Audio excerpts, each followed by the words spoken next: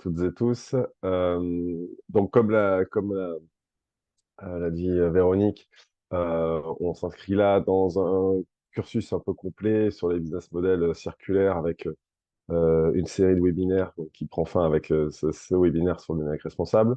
Et du coup, moi, j'ai la chance de coordonner une petite équipe que vous voyez sur l'écran avec Annabelle, Anne Brisacier et Hélène Guenec, en partenariat avec l'équipe de Nexa, Véronique Stern et Véronique Long, où on va animer enfin on le fait depuis 3 ans maintenant, c'est ce parcours pour accompagner les entreprises locales sur repenser leur business model à l'aune de l'économie circulaire. Donc moi je suis Florent César, je suis basé en métropole à Montpellier, je suis dans l'étude Agathe où on fait de l'accompagnement entreprises et collectivités sur ces sujets, moi plus particulièrement sur l'économie circulaire, la responsabilité sociétale des organisations.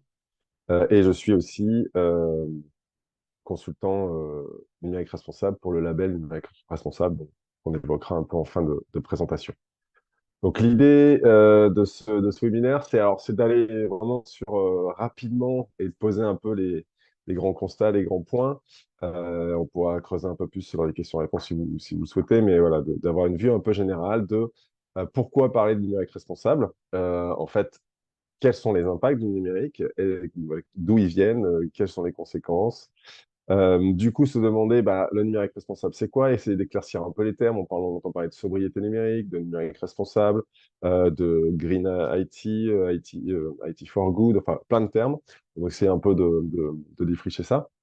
Et puis surtout de finir en se demandant comment et pourquoi mettre en œuvre une démarche de numérique responsable dans votre organisation ou même dans votre vie. Donc, en fait, quelles sont un peu les grandes étapes, ou du moins, quelles sont les priorités et quelles sont les ressources pour aller plus loin. À l'inscription, vous avez demandé un peu ce qu'a été votre niveau de maturité ou de connaissance sur ces sujets-là. Bon, on se rend compte qu'on a plutôt des participants relativement avertis, hein, une majorité qui voit ce qu'est le numérique responsable, voire qui connaît plutôt bien. Et donc, en corollaire, des acteurs des participants qui ont plutôt déjà commencé à mettre en œuvre des choses, voire même être extrêmement engagés. Donc, pour ceux qui découvrent, normalement, cette présentation devrait bien faire un peu le tour.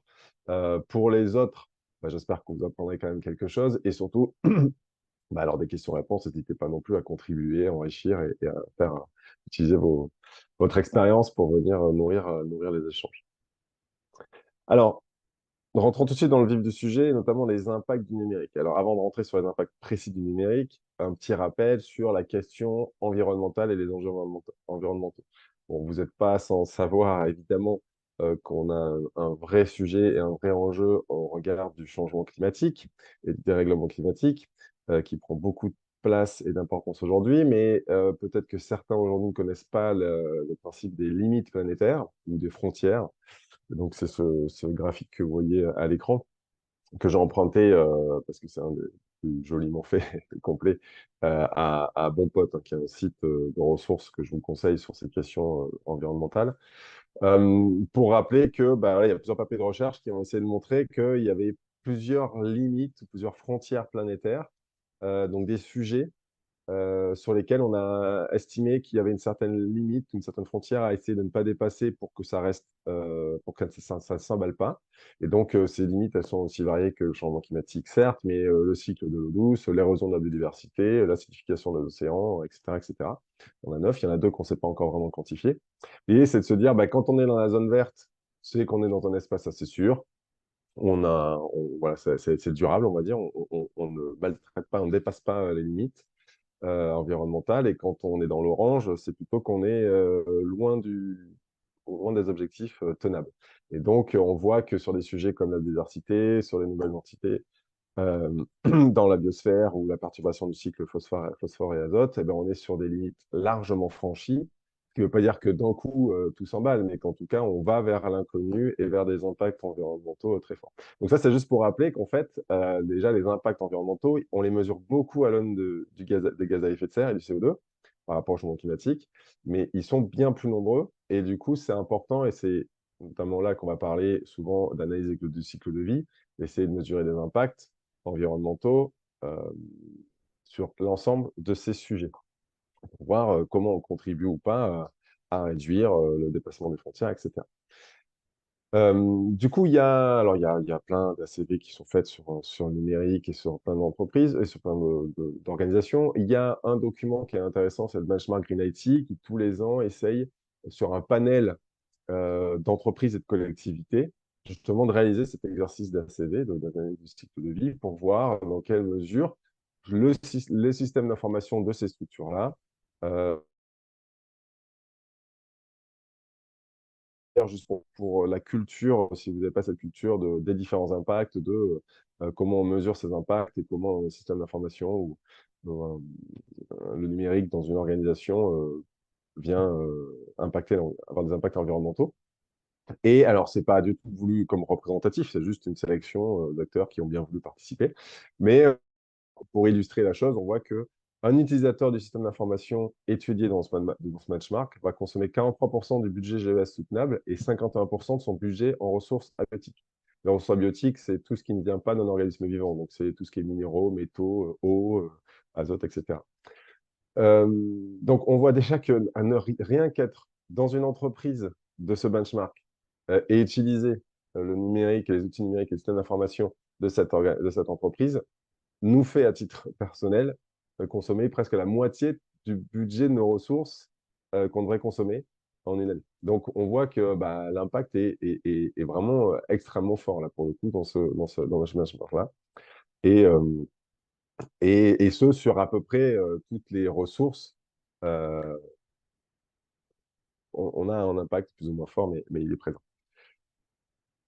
Alors, pourquoi y a-t-il des impacts et d'où viennent-ils? C'est ça qui est important de comprendre. Et s'il y a une chose qu'il va falloir retenir quand on découvre ce sujet-là, c'est ce point qui est de dire que l'empreinte carbone du numérique, elle dépend essentiellement des équipements et de leur fabrication. C'est bien le matériel, l'outil, le terminal ou les équipements qui créent le plus d'impact.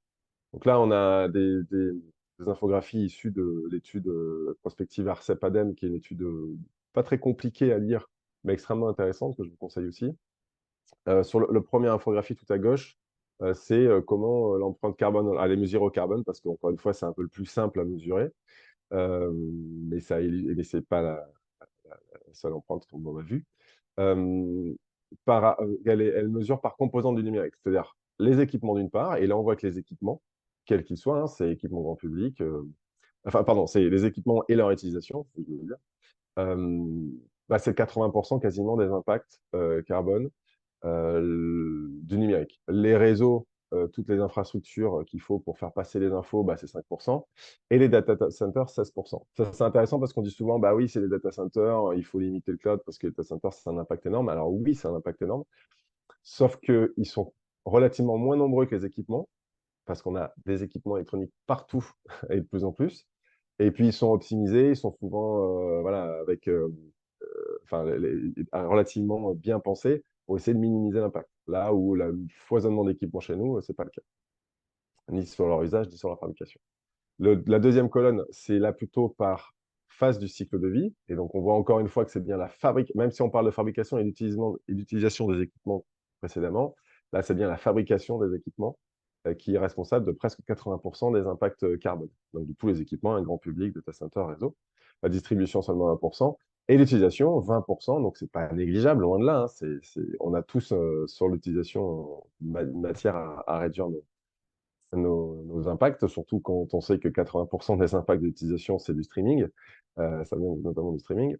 Mais voilà, encore une fois, c'est plutôt quand j'achète un équipement, il a déjà émis 80% des gaz à effet de serre de toute sa vie, que je l'utilise ou pas. Voilà. Et c'est parce qu'il a été construit. Et ça, on le voit un peu à droite, le dernier infographie, qui est un peu compliqué comme ça, mais qui est plutôt pour montrer que on a une diversité d'équipements aujourd'hui. Donc, on a à gauche la répartition des terminaux. On a toute une diversité entre des disques durs, des téléphones, des objets connectés, des écrans, des consoles et des ordinateurs. Par contre, ils n'ont pas tous le même impact. Par exemple, on voit que 30% de nos équipements, c'est des petits objets connectés, des enceintes connectées, parce qu'effectivement, comme c'est des petits objets, on en a beaucoup, et ils ont tendance à se multiplier. Par contre, ils ne représentent à droite que 5% de l'empreinte totale. Donc, parce que ce sont des petits outils, des petits équipements qui sont des fois avec peu de numérique dedans, etc., etc. En revanche, si on prend les téléphones, donc plutôt la ligne bleue, bleu clair, Alors, les téléphones mobiles, fixes et smartphones, c'est 15% de nos équipements. C'est surtout la moitié des smartphones. Et on voit que, par contre, quasiment l'intégralité des 20% d'empreinte carbone, c'est nos smartphones. Parce que le smartphone, même si c'est pas grand, c'est beaucoup de métaux, c'est beaucoup de ressources. Voilà. Donc, c'est quelque chose où Et puis, alors après, quand on va sur l'ordinateur et les écrans, les télévisions, là aussi, c'est des équipements qui, en plus, ont tendance à grossir. On a des écrans de plus en plus grands, des grandes diagonales, etc., et qui nécessitent plus d'impact à la fabrication. Bref, selon les équipements, on n'a pas les mêmes impacts. Et encore une fois, s'il faut retenir quelque chose, c'est que on a une foisonnement d'équipements, mais c'est bien les équipements eux-mêmes qui ont le plus d'impact environnemental. C'est d'abord sur ce levier-là qu'il faudra jouer. Pourquoi on a ces impacts-là? Comment ils se traduisent? Euh, alors, il faut savoir qu'en moyenne, pour nos seuls usages numériques, un Français génère 300 kilos de déchets. Donc là, en prenant en compte les déchets électroniques purs, mais liés aussi à l'extraction des matières premières nécessaires à la fabrication. Et grosso modo, c'est 1 tonne quasiment de ressources utilisées pour la fabrication des équipes. C'est un peu la notion de sac à dos écologique. C'est-à-dire que typiquement, on estime qu'un ordinateur portable de 2 kilos, il a fallu 2 tonnes de matière pour le produire. Entre de l'eau, énormément d'eau, dans le process de production, de terre excavée, de minerais, de métaux, etc., etc. Donc, on a un vrai décalage entre l'objet fini tout léger et la quantité de matière qu'il a fallu, et donc de logistique, de transport, d'impacts environnementaux, de l'extraction, etc., etc. Donc ça, c'est aussi important de l'avoir en tête, c'est cette notion de sac à dos écologique sur les objets. L'ADEME a d'ailleurs une étude assez intéressante avec une infographie très bien faite sur le poids des objets. Vous pouvez aller, pas que numérique, hein, sur l'ensemble de nos possessions, et on voit un peu cette notion de sac à dos. Alors, globalement, aujourd'hui, donc là, on a l'impression que c'est la catastrophe. Bon, on estime que le numérique, selon les chiffres, selon les périmètres, selon plein de choses, hein, c'est entre 2 et 4% des gaz à effet de serre pour le numérique. Enfin, la part du numérique dans les gaz à effet de serre, c'est 2 à 4%. Donc, finalement, c'est pas grand-chose. C'est comparable d'ailleurs à peu près à l'aviation, il me semble. Mais la problématique, c'est la même que pour l'aviation, c'est que c'est un des secteurs qui va être en plus forte croissance. Aujourd'hui, et ça c'est toujours issu de l'étude prospective ARCEP ADEME, si on ne fait rien dans le scénario tendanciel, l'empreinte carbone pourrait tripler en 2050 et la consommation d'énergie doubler. Alors qu'on sait qu'aujourd'hui, les objectifs sont plutôt à réduire, voire dans facteur 2, voire dans facteur 3, les consommations d'énergie et les empreintes carbone. Euh, Ça pose aussi un problème, au-delà de l'empreinte carbone, c'est qu'on voit que sur les ressources utilisées, ça suit à peu près la même flèche, la même courbe qu'en haut sur les empreintes carbone, qu'on va avoir un vrai problème de demande en matériaux. Parce que, encore une fois, le numérique, on dématérialise, mais c'est d'abord et avant tout du matériel. Il faut beaucoup de matériel pour numériser et dématérialiser. Euh, Or, notamment pour les ressources métaux et minéraux, c'est des mines, c'est des ressources extrêmement demandées pour plein de choses, beaucoup pour le numérique, mais pas que, et c'est des impacts environnementaux très forts. Donc là, on fait la partie pas très drôle, mais après, on verra un peu les solutions, ne vous inquiétez pas. Sur la partie, et là, sur l'image, vous avez une image que j'aime beaucoup, qui est une représentation d'artiste. À gauche, vous avez une mine de cuivre en Afrique du Sud. Vous avez une des grandes, une des grandes mines creusées. Donc, on est quasiment sur 800 mètres, 1 kilomètre de profondeur. Vous avez la tour Eiffel imagée à côté. Et la petite boule orange, c'est une représentation d'artiste de la quantité de cuivre extraite dans ce trou. Donc, il a fallu creuser tout ça pour voir ça en cuivre. Sachant que le cuivre, c'est un minerai relativement abondant. De mémoire, je crois qu'on est à 1%, donc il faut sortir 99 tonnes de terre pour 1 tonne de cuivre. Pour beaucoup de minerais, de métaux, on est beaucoup plus faible que ça. Et surtout, on a un trou, mais quand on regarde à droite, c'est l'emprise totale de la mine et de son impact. Voilà. Une mine, c'est extrêmement impactant environnementalement parlant. C'est le premier producteur de déchets gazeux, liquides et solides, de toutes les industries confondues. Et c'est des pollutions de rivières, c'est plein de choses. Donc, c'est vraiment des territoires, enfin des zones extrêmement impactantes. Et pour le cuivre, on estime qu'au rythme de croissance actuel, dans les 25 années à venir, on devra extraire autant de cuivre que dans toute l'histoire de l'humanité précédemment. Et ça représente à peu près les réserves de cuivre connues. Donc, en gros, on a 25 ans de cuivre devant nous si on n'augmente pas la demande. Après, on ne sait pas trop si on va en trouver d'autres. Ça se traduit sur à peu près tous les matériaux. Là, vous avez un schéma qui est extrait du livre La guerre des métaux rares, alors qui commence à dater de 4-5 ans, où on voit un peu les réserves rentables. Hein, il y a plus de réserves que ça, mais celles qui aujourd'hui, enfin en tout cas au moment de l'étude, euh, étaient extractibles parce que rentables. Bah, on voit que sur le lithium et le magnésium tout en bas, ça va, on a de la marge en termes d'années. Sur l'antimoine, l'étain, le plomb, l'or, c'est plutôt 10-20 ans de réserve. Et donc, ça pose un peu question sur les tensions, quand on voit notamment le graphique précédemment d'explosion du numérique qui nous attend. Et puis au-delà des gaz à effet de serre et de l'environnement, bah, c'est aussi des vraies questions sociales et humaines qu'il faut se poser. Et là, vous avez des photos que j'aime beaucoup de Kai Lofanbein. Alors, j'espère que je ne prononce pas trop mal. En tout cas, c'est un photographe qui a eu, il y a quelques années, le prix de l'UNICEF, justement pour son travail sur la face cachée du numérique et des métaux.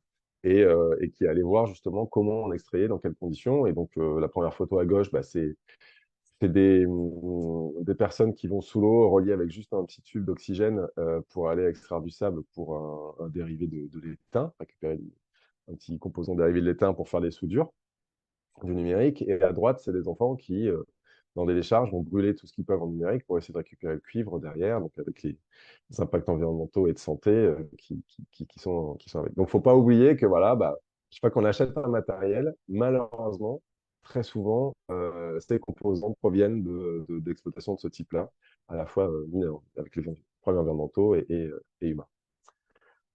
Alors déjà, rien que ça devrait nous pousser un peu à agir. Ça devrait nous dire, bon, ben oui, quand on prend conscience de ça, il faudrait qu'on fasse attention. Il se trouve que vous avez le CIGREF, qui est une association de grandes organisations et administrations qui travaille sur le numérique, qui a sorti un petit rapport sur sobriété numérique, qui liste quelques raisons d'agir autres que morales qu'on vient de voir, en disant mais il y a quand même un intérêt pour les entreprises, pour les structures. Par exemple, la première, c'est éviter des coûts. Bah, évidemment, aujourd'hui, on le voit, on est dans le contexte de hausse des coûts de l'énergie, de hausse des matières premières. On a connu toute une rupture de chaîne d'approvisionnement les dernières années entre Covid et Ukraine. Bref, être moins dépendant du numérique, être moins dépendant d'équipements à acheter régulièrement, c'est aussi réduire les risques, c'est aussi réduire sa dépendance, c'est aussi réduire ses coûts.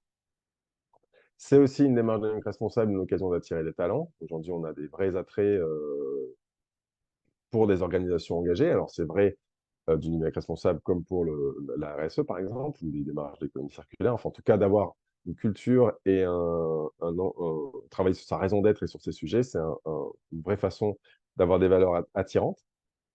C'est un enjeu d'image, ça va de pair avec l'histoire d'attirer les talents, mais au-delà des recrutements, bah, c'est aussi vis-à-vis de ses clients, de ses partenaires, de ses concurrents. Des fois, ça peut être très stratégique de se positionner sur ces sujets-là.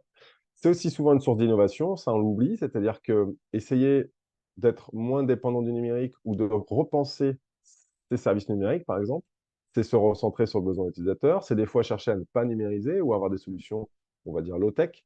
Et ça, bah, des fois, ça fait penser un peu différemment et c'est vrai que ça peut être une source d'innovation et donc produire des nouveaux marchés et des nouveaux produits. Et donc, globalement, de contribuer à développer son écosystème, à la fois parce qu'on va pouvoir aller sur des nouveaux marchés, à la fois parce qu'on peut, ne serait-ce qu'élargir sa base, c'est-à-dire que le numérique responsable, quand c'est aussi l'idée de se dire on a des équipements qui vont être accessibles au plus grand nombre et pas seulement sur les terminaux les plus haut de gamme, par exemple, eh ben, ça veut dire qu'on a une base de clients potentiellement plus grande. Si on pense accessibilité, on pense à des gens qui ont du mal à utiliser des outils numériques, eh ben, ils vont pouvoir les utiliser sur l'accès. Donc bref, ça a des vrais intérêts économiques et stratégiques dans certaines entreprises.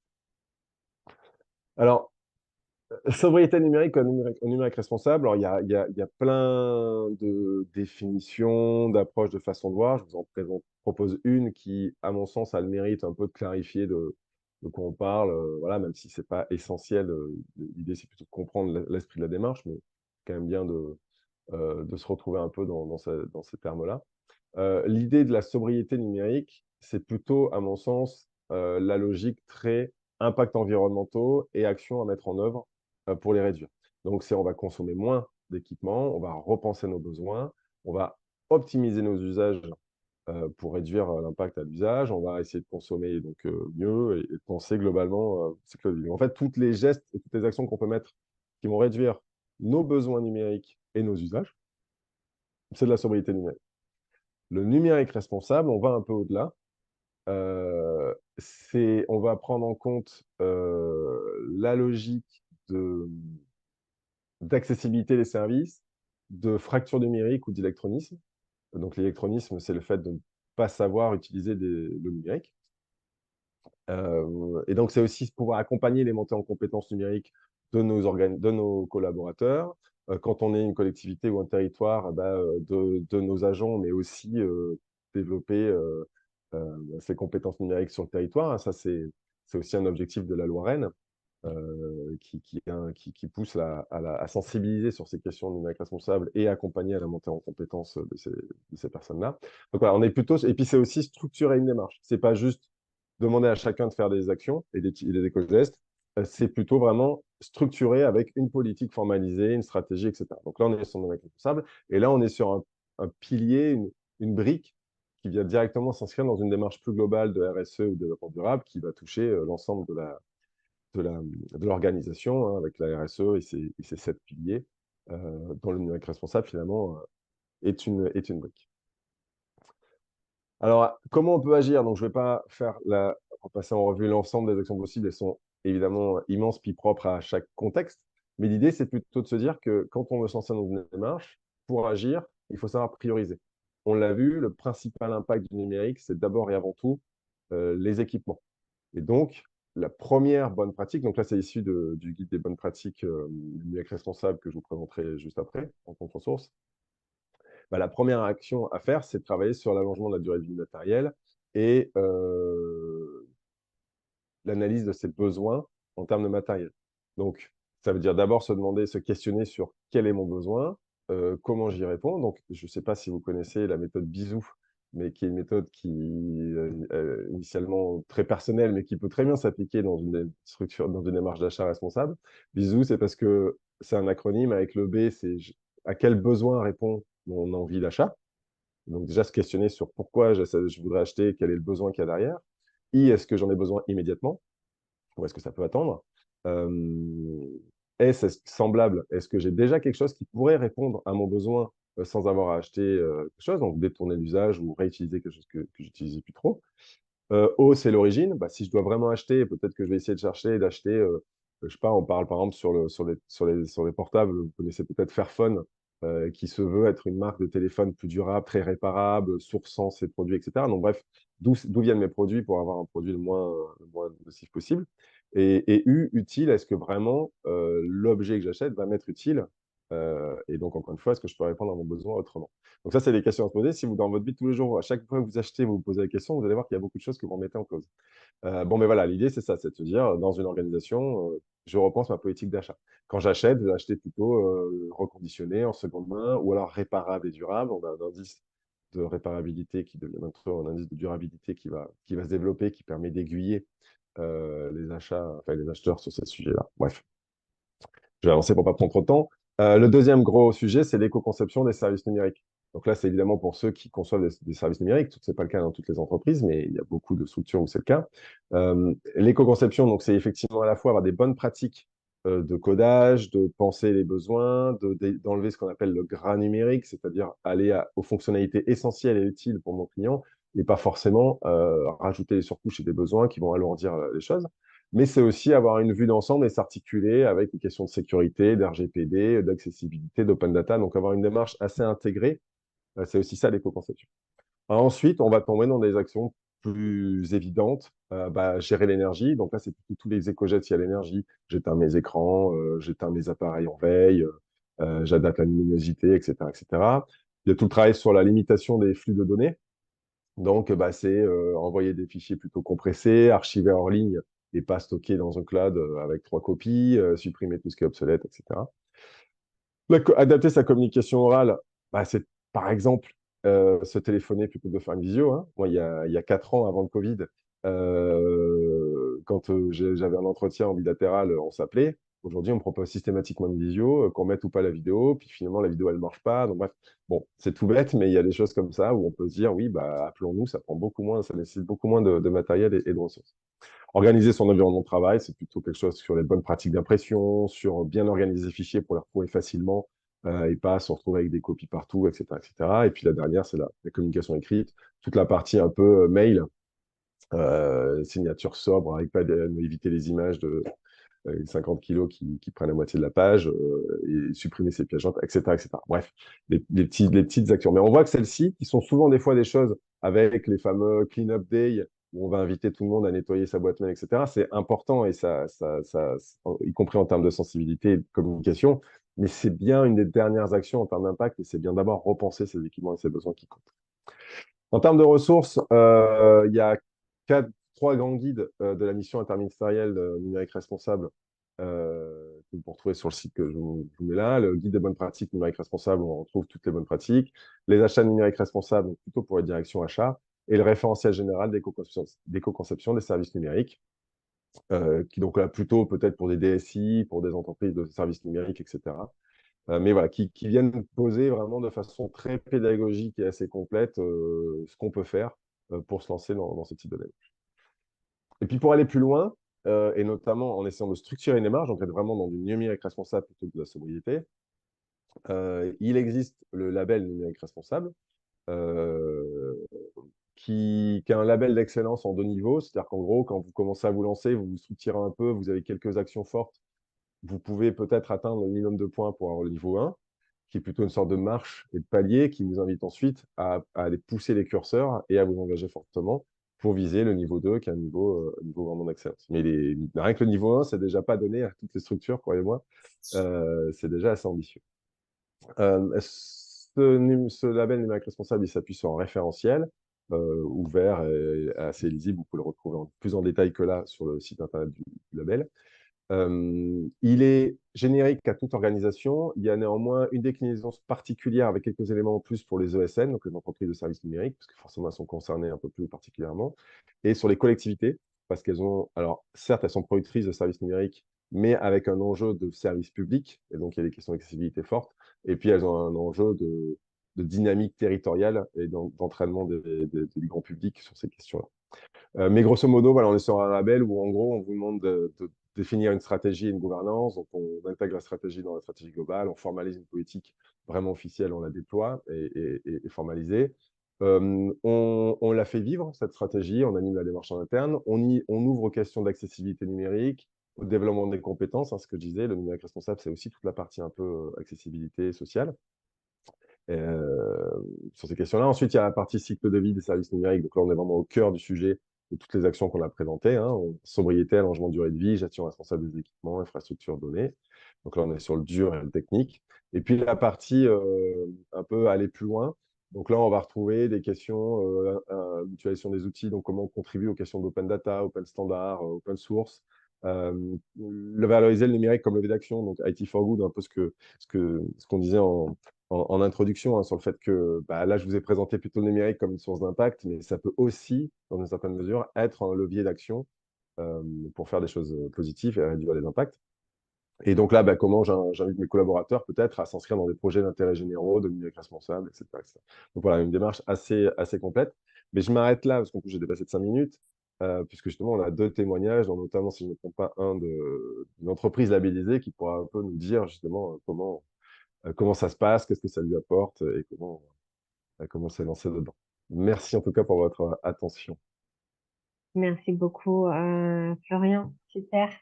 Bah oui, je vais passer la parole à une entreprise qu'on connaît aussi chez Nexa, qui a participé notamment à la définition de leur business model circulaire il y a quelques temps avec l'équipe de Agathe, avant Constance n'arrive, je crois. Voilà, on est content, Constance, si tu peux nous expliquer dans un premier temps ce que fait avec vos data et dans un deuxième temps, quelle démarche vous avez eue en interne jusqu'à l'acquisition de ce label. Oui, Avec plaisir. Merci beaucoup de m'avoir convié pour ce témoignage. Alors, en quelques mots, donc Exodata, c'est une entreprise de services numériques. On veut faire de l'informatique ce qu'elle devrait être, c'est-à-dire notamment sécurisée, souveraine et responsable. Donc, c'est nos trois mots-clés. En quelques secondes, donc on va bientôt atteindre les 170 collaborateurs chez Exodata. On est sur 8 fuseaux horaires, donc dans les Antilles, Guadeloupe, Martinique, Guyane, dans l'océan Indien, Maurice, Réunion et en Nouvelle-Calédonie, Nouméa, ainsi qu'en Hexagone. Et ça nous permet de fournir des services à nos clients en 24 sur 24, heure ouvrée française, donc ce qu'on appelle le follow the sun. Mais aujourd'hui, je ne suis pas là du coup pour vous parler des métiers d'Exodata. Je voudrais vous raconter pourquoi, qu'est-ce qui nous a amené à devenir la première entreprise des DomTom à être labellisée numérique responsable. Donc nous, on est niveau 1, comme a expliqué Florian, il y a 2 niveaux. Donc on a commencé par le niveau 1 et on espère bien un jour atteindre le niveau 2, mais bon, il est quand même assez costaud. Donc je trouve ça intéressant de faire un retour d'expérience et j'espère qu'il y aura des questions. Donc, qu'est-ce qui nous a amené à obtenir ce label? Faut savoir que chez Exodata, la sobriété numérique, c'est un engagement de longue date. Ça a fait toujours un peu partie du mode de fonctionnement depuis toujours, mais on l'avait jamais structuré. C'était pas piloté, c'était pas communiqué, c'était pas structuré. Je pense qu'il y a 3 éléments qui ont conduit à se lancer dans cette démarche de labellisation numérique responsable. La première, c'est nos collaborateurs. Donc, exactement comme en parlait Florian tout à l'heure, c'est quelque chose qui est important. Nos collaborateurs veulent pouvoir s'impliquer dans un projet de sens et à impact. Et donc, ça a été voilà, quelque chose qui a été demandé. La deuxième, c'est nos clients. Et ça, c'est top, puisque nos clients nous ont challengés, sollicités et nous ont fait grandir du coup sur cette thématique avec pas mal de demandes voilà, pour s'améliorer et qui devient de plus en plus forte, hein. Je pense qu'on le constate tous, les entreprises qui font du B2B, que ce soit dans les appels d'offres ou même globalement dans les demandes, la thématique RSE est de plus en plus importante et c'est super parce que ça pousse les entreprises à s'améliorer.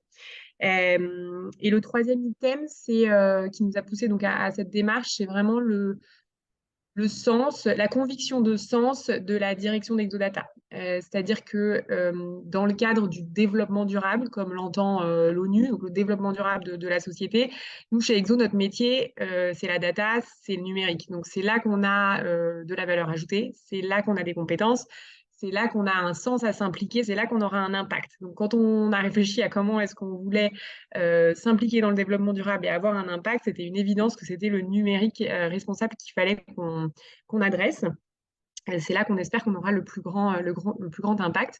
Donc, c'est comme ça qu'on s'est rapproché de l'Institut du numérique responsable, dont Florian a un petit peu parlé tout à l'heure, donc l'INR.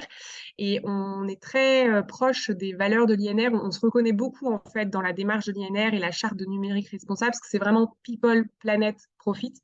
Donc, ça a déjà été abordé, mais moi, je trouve ça important de resensibiliser au fait que le numérique responsable, c'est pas seulement l'impact carbone, c'est évidemment très important et on doit y travailler, mais c'est aussi la partie sociale avec vraiment la fracture numérique, la dépendance, la propagande, la gestion des données. Enfin, il y a tout un aspect vraiment important sur la partie sociale et sur la partie économique avec l'évolution des métiers. Je pense qu'avec l'IA aujourd'hui, on est vraiment en plein dedans.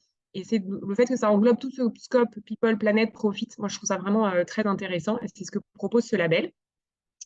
Donc voilà, donc pourquoi est-ce qu'on a voulu avoir ce label et pas juste faire une démarche de numérique responsable? C'est qu'on est intéressé par le think tank de l'INR parce qu'il nous pousse aux meilleures démarches et aux meilleures pratiques du moment. Or, on sait que c'est vraiment une thématique qui évolue énormément. On a encore beaucoup à apprendre. Je pense qu'on n'est pas encore du tout arrivé au bout du chemin de comment faire pour être une entreprise raisonnée en termes de numérique. Et l'INR a ce mode de fonctionnement think tank qui est à la pointe des recherches, qui est à la pointe des nouvelles pratiques et qui, du coup, nous emmène vers les meilleures méthodes pour être à la pointe. Donc, c'est ça qu'on trouvait intéressant avec ce label.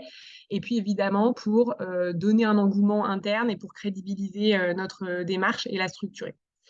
Une des questions que Véronique m'a posées, c'était combien de temps ça a pris et comment ça s'est passé l'obtention de ce label. s'il y a des entreprises autour de la table qui sont intéressées pour faire la même démarche que nous. Donc, nous, ça a commencé par la validation officielle en CODIR que, OK, on allait s'engager dans cette thématique. Donc ça, c'était fin 2021 et je pense que c'était important. Il y a eu vraiment une officialisation. À un moment, ça a été acté, tout le CODIR s'est rassemblé et s'est engagé à aller dans cette direction. Je pense que c'est le point d'étape indispensable. Ensuite, on a monté une équipe projet début 2022, donc avec le SI interne, la com. On a eu aussi des volontaires. On a ouvert en fait le groupe de travail à toutes les personnes qui souhaitaient s'impliquer dedans. On a eu pas mal de bonnes volontés en interne. Et une fois qu'on avait cette équipe projet, on a mis pas mal d'efforts sur la formation interne, la sensibilisation interne. Et il faut savoir qu'on a été aidé par l'ADEME dans cette démarche. Donc, je ne sais pas si c'est toujours le cas en 2023, mais j'invite les entreprises qui s'intéressent à aller regarder parce que c'était quand même très chouette comme soutien. On a pu notamment avoir des formateurs externes qui sont venus nous faire des sensibilisations et ça a eu du poids pour faire monter les équipes en compétences. Ensuite, pour obtenir le label, il y a une certification à avoir. Donc, c'est une formation. Il y a le MOOC qui est vraiment super bien fait par l'INR qui est proposé. Et donc, on passe un petit examen à la fin qui nous permet d'avoir la certification. Ensuite, on a eu bien 6 mois de boulot pour rassembler toutes les initiatives qui étaient en place déjà ou qu'on voulait développer sur les 5 axes qu'a présenté Florian tout à l'heure. Donc, on a eu toute cette étude de OK, qu'est-ce qu'on fait déjà, qu'est-ce qu'on devrait faire plus. Donc, l'usage du reconditionné, la prolongation des garanties, la réparation, la gestion des déchets. En fait, il faut prendre tout le cycle de vie de ces activités et aller analyser OK, comment on prolonge la durée de vie du matériel, comment est-ce qu'on assure la gestion des données de nos utilisateurs, comment est-ce qu'on embarque d'autres acteurs. Donc, c'est assez, c'est assez processé. Et puis, l'agence Lucie est venue nous auditer. Donc, il y a un audit documentaire de leur part et ensuite, on a une demi-journée d'audit en visio où ils nous interrogent et notamment, ils nous challenge et ils nous aident sur la construction du plan d'action. Parce que ce qui est important, c'est que c'est vraiment une démarche d'amélioration continue. Donc, si on n'est pas parfait top dès le début, c'est normal et c'est OK à partir du moment où on s'engage avec des projets pour devenir meilleur sur l'item en question. Et donc, on s'engage sur un an à faire ce plan d'action. Et au bout d'un an, on a de nouveau un audit. Donc là, on va avoir de nouveau l'agence Lucie qui vient nous auditer à la fin de l'année pour prouver que on a évolué, qu'on a mis en place nos plans d'action et qu'on s'améliore sur la thématique. Donc voilà comment ça se passe. Après, on obtient le label, donc c'est un joli petit diplôme. Et en retour d'expérience, ça a été, je pense, intéressant à la fois en interne et en externe pour crédibiliser notre démarche, que ce soit pour nos collaborateurs, les impliquer, mettre tout le monde dans la même dynamique. Et en externe, c'est super intéressant à la fois dans le discours commercial, parce que voilà, on est une entreprise en B2B, et ça nous pousse à nous améliorer. Donc, c'est très positif comme démarche. On aurait pu le faire sans, mais c'est quand même quelque chose de très positif, ce label, pour aider les entreprises à s'engager. Voilà pour notre retour d'expérience chez Exodata. Merci beaucoup, Constance. On va passer au deuxième témoignage, bravo. Et après, on passe à des petites questions-réponses, ça vous permet de les formaliser. Deuxième expérience qu'on voulait partager avec vous, c'était plutôt dans le domaine de l'éco-conception, avec le témoignage de Eric Goisé, qui va se présenter. Eric, c'est à toi. Merci. Bonjour, donc Éric Goisé. Je suis un passionné du numérique. Je suis tombé dedans quand j'étais petit. Et récemment, je me suis rendu compte que ça avait un impact important sur la planète et aussi sur l'être humain, sur la partie fracture numérique. Donc, j'ai essayé de lancer un projet de sensibilisation, donc tant dans mes fonctions à l'IUT que dans mon entreprise AF Conseil. Et donc, j'ai intégré 2 associations, Green IT et Boavista, sur lesquelles on travaille sur le calcul de l'impact du numérique des sites Internet et comment optimiser la création de sites Internet. Et voilà, en gros, ce que je fais. Et à La Réunion, j'ai travaillé, le site sur lequel je travaille toujours, d'ailleurs, c'est le site de CVE Consult, qui est une société qui travaille dans le RSE. Et l'idée générale, c'était de mettre en avant l'identité de l'entreprise sans pour autant avoir trop de gras numérique. Voilà. Donc, on choisit les outils, on a choisi l'hébergement avec un hébergeur respectueux du RSE. Et pour le coup, c'est vrai que la création de sites Internet éco-responsables, ça reste encore une gageure parce qu'on a assez peu de documents, assez peu de méthodologie, même si on travaille donc au moins en France avec 2 associations, il y en a d'autres dans le monde. C'est pas encore dans l'état de l'art du développement informatique, je dirais. Voilà. Très bien. Merci beaucoup, Eric.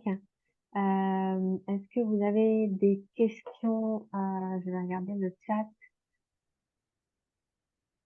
Alors moi, j'avais peut-être déjà une question pour Constance. Tu parlais du fait que tes clients t'avaient poussé un peu à agir dans cette dynamique-là.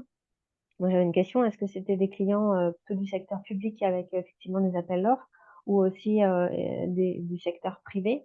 Voilà, est-ce que c'était plutôt sur des gros marchés? Est-ce que c'est en nombre? Voilà, j'ai un peu de retour d'expérience là-dessus. Oui, merci. Alors, à la fois public et privé. Donc, dans le privé, maintenant, ça devient vraiment systématique. Dans le public, pardon, c'est vraiment systématique. Dans les appels d'offres publics, il y a toujours une part de la note qui est liée à la RSE au sens global du terme. Et donc, pour nos métiers, le numérique responsable, on avait toujours une partie de la note dans les appels d'offres. Mais dans le privé aussi, alors plus pour les grands comptes. D'accord. C'est vrai qu'en hexagone, c'est quasi systématique sur les grands comptes maintenant et pas encore dans les dom-toms. Mais on ressent quand même de plus en plus la demande, soit c'est de façon formelle, voilà, avec une note pour gagner le faire, soit c'est de façon informelle, mais c'est quand même présent. Ok. Très bien, très bien. Moi, j'avais une autre question. Je ne sais pas si vous avez des questions, levez la main sur le Zoom. Ou sinon, il y a le chat également. Il y a des questions. Non, je vois pas de questions. Moi, j'avais une question sur l'aspect démarche interne, Constance. Donc, il y a une équipe projet, il y a quand même eu de la formation, il y a eu un plan d'action. Est-ce que il y a eu un temps dédié de consacrer pour chaque collaborateur parmi leurs tâches habituelles d'accepter par la direction? Comment vous avez réussi à dégager du temps pour mener toutes ces actions-là en parallèle d'une activité qui, j'imagine, était en croissance, puisqu'on a vu les chiffres de l'entreprise, vous avez eu un fort développement. Donc, comment ça s'est Oui. concrètement, comment ça a pu se réaliser avec la charge de travail de chacun? Alors, le premier item, c'est qu'il y avait l'engagement de la direction. Donc, chaque année, on pilote notre stratégie avec des objectifs phares pour l'année et le numérique responsable faisait partie en 2022 des objectifs phares. Donc, déjà, c'était acté dans la stratégie de l'entreprise. Par ailleurs, on a utilisé beaucoup les temps existants dans l'entreprise de formation et de communication interne. Donc, on a ce qu'on appelle les exotech et les exonews qui sont des temps internes de formation ou de partage de la communication. Et donc, on s'est inscrit dans ces temps-là déjà planifiés, déjà prévus pour permettre de sensibiliser les collaborateurs. Et après, on a essayé de rendre la tâche la plus fun possible. Donc, notamment pendant la semaine du Digital Cleanup Week, on a énormément participé. On a organisé pas mal de sessions de sensibilisation sur les pauses déjeuner avec des quiz animés avec des petits lots à gagner. On a organisé une visite de l'ADRI, la ressourcerie numérique, par exemple, au pause-déj. Et on a essayé de le rendre très convivial et ludique pour que nos collaborateurs aient envie de venir. Donc, il y a bien un pilotage, un chef de projet qui est à temps plein sur ce sujet? Non, pas à temps plein Non? du tout. Ok. Non, non, c'est moi. Ok. C'est pas du tout à temps plein. On va dire que ça s'inscrit dans le pilotage global de l'entreprise.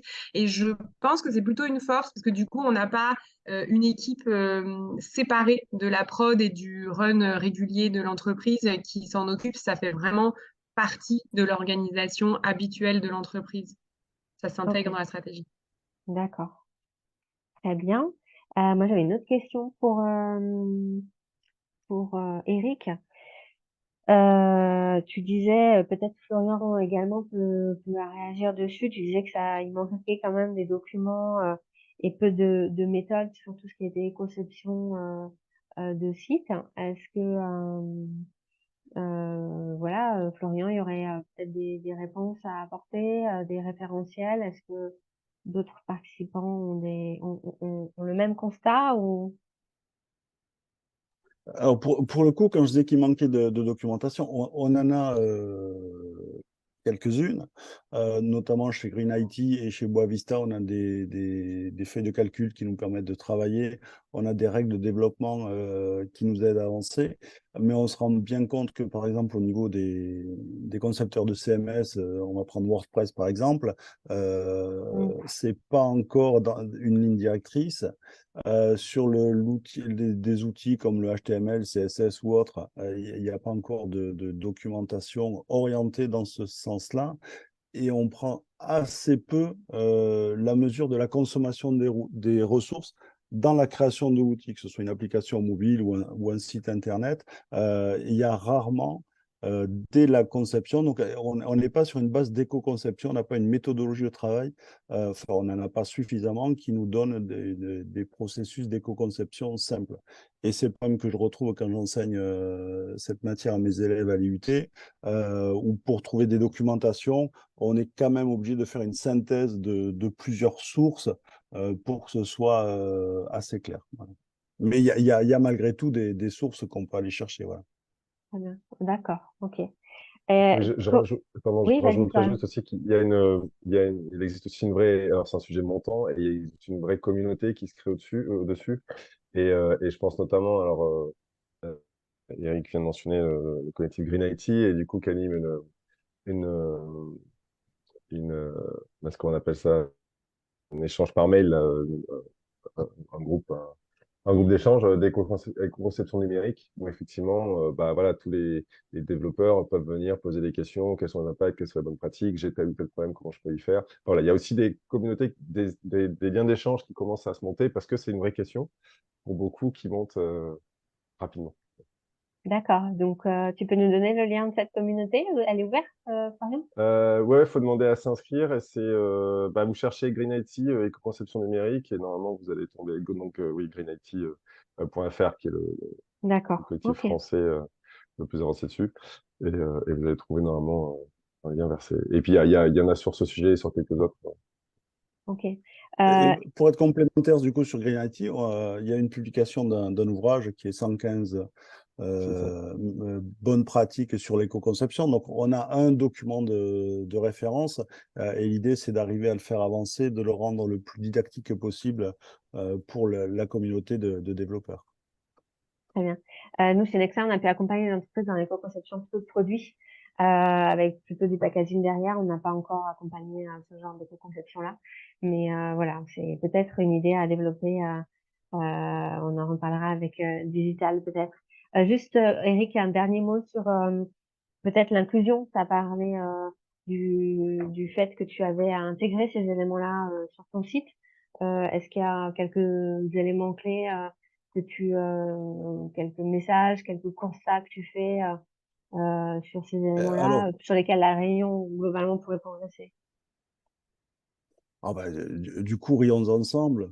On va juste faire le tour des sites grand public et je pense qu'on va être surpris. L'inclusion, pour le coup, c'est vraiment le parent pauvre. J'ai eu l'occasion de travailler avec l'association Valentin Oui. Ça arrive très rarement, et à mon sens, je ne l'ai pas vécu, au début du projet numérique. Ça arrive à la fin, au moment où on se dit, ah, mais du coup, est-ce qu'on a pensé à l'inclusion? Et j'ai pas de baguette magique, hein, mais ce qui serait souhaitable, c'est que dès la conception du site ou du service numérique, on se dise l'inclusion, c'est un des ensembles qu'on doit adresser quand on crée l'architecture de notre service. Mais c'est vrai que pour le coup, c'est pas encore intégré. Et la réalité, c'est que si on le fait à la fin, à la sortie du projet, ça devient très très compliqué d'intégrer l'inclusion. Juste une anecdote, moi il y a 2-3 polices de caractère qui sont référencées pour les non-voyants, pour les malvoyants, qui sont plus faciles. Quand je les propose à mes clients, on me dit, ah oui, non, non, mais c'est bon, Monsieur Goiset, on a une charte graphique, on va utiliser les polices de la charte graphique. Et du coup, ben, on passe outre et on n'utilise pas des polices qui sont pourtant pensées. Il y a des instituts qui ont fait un travail pour qu'on ait des polices qui soient plus faciles à lire pour les gens qui sont malvoyants. Mais sur un site internet, ça n'est pas encore suffisamment impactant. En tout cas, c'est pas accepté facilement par le client final. Peut-être qu'il y a des éléments de données, de sensibilisation à l'usage qui manquent et qu'il faudrait peut-être diffuser pour qu'il y ait une prise de conscience un peu plus large de la population. Bon. Très bien. S'il n'y a pas d'autres questions, on va clôturer cette session. Florian, il y avait peut-être une ou deux slides qui restaient. Je ne sais pas. Voilà. Écoutez, moi, je vous remercie à tous d'être présents. Merci beaucoup aux témoignages qui ont pu illustrer ces éléments-là. On a eu pas mal d'éléments voilà, d'enjeux, de contexte, d'éléments de démarche, de prise de conscience. Donc, merci à tous d'avoir été là. Nous, on va poursuivre ce parcours business model circulaire avec voilà des entreprises et des porteurs de projets qui veulent s'attaquer à leur activité et modifier un peu les, les données de départ ou les données déjà en place pour être un peu moins impactant. L'aspect numérique sera évidemment abordé comme d'autres sujets. Donc voilà, on a encore de la place pour ceux qui veulent s'inscrire en tout cas. Merci à tous. Et Yannick, est-ce que tu as un petit mot de réaction également à formuler en cette fin de session?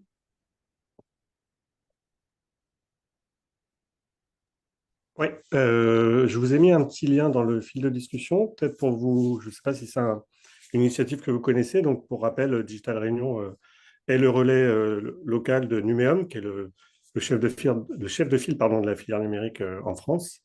Numéum, qui est le résultat de la fusion entre le Syntec numérique, donc les sociétés de services numériques, et Tech in France, les éditeurs logiciels, et qui porte cette initiative qui s'appelle Planète Tech Care, donc qui fédère les entreprises du numérique autour de ces thématiques. Constance disait tout à l'heure que le label numérique responsable était assez exigeant. Elle a dit costaud, je crois, c'était son terme. Et voilà, donc Planète Tech Care se positionne un peu en pied à l'étrier de ce type d'initiative. C'est déjà rassemblé un certain nombre d'actions accessibles pour les entreprises sans forcément aller dérouler toute la méthodologie RSE et derrière numérique responsable. Donc, je vous invite à prendre connaissance si vous ne connaissiez pas déjà de cette initiative que Digital va continuer de relayer en local aussi, et qui a le mérite ce qui est un enjeu d'ailleurs, hein, au-delà des initiatives que chaque entreprise peut prendre, qui a le mérite de créer cette communauté, cette approche communautaire autour de la thématique du numérique responsable, notamment au-delà des experts et des expertises. C'est cette possibilité que ça offre de pouvoir partager des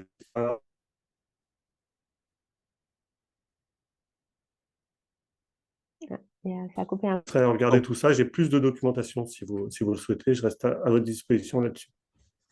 Très bien. Merci Voilà. beaucoup. Pour conclure, je voulais juste rappeler que cet échange, cette vidéo, ce webinaire était possible grâce à vous tous, aux intervenants et également à nos financeurs, la région et l'Europe, puisque c'est financé par le FEDER. Voilà. Merci à tous et restez connectés sur les réseaux, sur les sites Nexa et évidemment Digital également, qui va poursuivre ce sujet-là.